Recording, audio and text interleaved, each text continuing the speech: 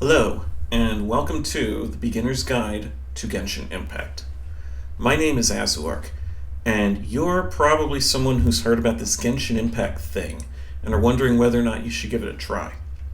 Therefore, my job in this video and across the next several is to tell you all about the game so you can make an informed decision. Today, I'm going to do my best to answer the absolute most basic question, which is, what is Genshin Impact? Released in September of 2020, Genshin Impact is a mobile, online, single-player, free-to-play, open-world, squad-based, action-adventure, anime, RPG, character builder with gacha elements. And yes, that's a mouthful, but I assure you that every bit of that description is important for distinguishing it from other games. So let's break all of that down. First of all, Genshin Impact was designed for mobile. Wait, don't go away. This game is absolutely unlike any other mobile game I've ever seen. The production quality is amazing, the graphics are fantastic, the sheer volume of stuff to do is obscene. Outside of a few little quirks, if you're playing this game on PC or on PlayStation, and by the way, sorry Xbox and Switch owners, you might never know that this was a mobile game. It does require you to be online.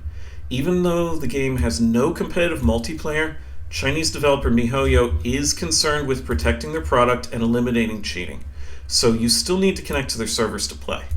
It is possible to participate in certain parts of the game in co-op, but for all intents and purposes, this is strictly a single-player game. If you're into the social side of things, rest assured there are enough forums, Discords, subreddits, and Twitter users outside the game for you to connect with. And although we can get a little frustrated from time to time, the player base is generally very supportive and helpful. Genshin Impact is open world, with a wide, sprawling environment that initially represented 2 of the eventually 7 nations of the world of Teyvat. A third is available now, but just the first 2 nations on release were a huge enough place to run around and explore that it's understandable why this game earned the ill-fated nickname Breath of the Waifus. Throughout the world, there are chests to discover, puzzles to solve, and just absolutely tons and tons of exploration.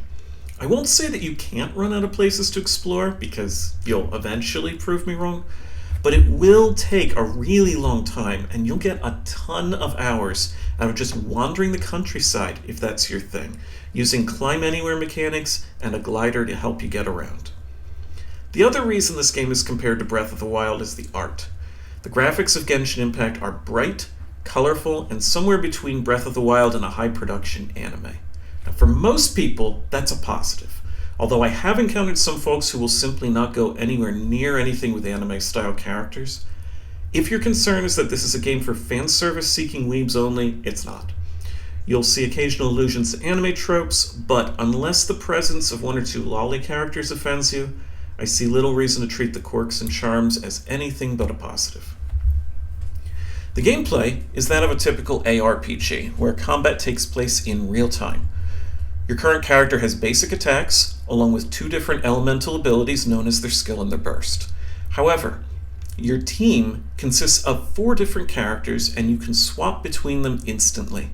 One of the most important aspects of this game is the interaction of your 4 squad mates who hopefully synergize together, especially considering one of the most crucial core mechanics is producing reactions by combining abilities from different elements. This character swapping creates the deeper gameplay in a title that would otherwise be limited to a dodge and 2 attack buttons. And speaking of these characters, they're all pre-built. No character customization here.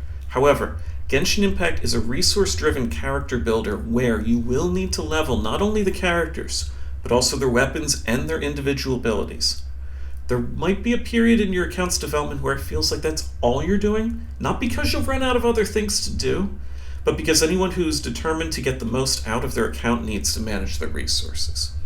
Still, if you're not into making numbers go big, at the very least, Genshin Impact is an RPG. And lastly, it's a gacha game. Wait, stop. No, I promise you don't have to completely... Okay, fine. Listen, if you're hellbent on avoiding games with gacha mechanics, I don't blame you. But this is my first gacha game, and although I absolutely detest the idea of loot boxes. I do very much enjoy Genshin Impact and don't mind working around the gacha stuff. The game is absolutely 100% free to play. You can enjoy all of Genshin Impact without paying a cent. However, the gacha opens up access to more characters and more weapons to choose from. And although the game will give you some opportunities to take a spin on the almighty gumball machine for free, you might have to endure some elements of random chance as to whether you get what you want or not. I'm going to talk extensively about this and just about everything else here over the next couple videos. So please understand that this is all just a super quick rundown of everything I intend to address moving forward. But considering this is the most contentious of all the possible aspects of the game, I'm going to ask you very nicely to please consider watching my discussion on the gacha first before you rush to judgment. Over the next few videos, I'm going to retread over these components of the game in greater detail to help you make a more informed decision on whether Genshin Impact is right for you. That means I'll look at the core mechanics and gameplay, into the world, the lore, the characters, into the sort of time commitment you can sink into the game before it gets stale. And yes, obviously into the gacha. After that, you should hopefully know enough to have a sense of just what Genshin Impact is about, either to give it a try or to run away screaming. If you do decide to stick around after that, know that my next priority will be providing all the companion information to the in-game tutorial you could ever ask for. Although the game's first 10 hours do a decent job of explaining the absolute most basic essential information, there's a lot that is easily missed, glossed over, or simply not addressed. So, the beginner's guide will have absolutely tons to talk about, and I hope to see you in those videos, or at least in the next one. Thank you for watching.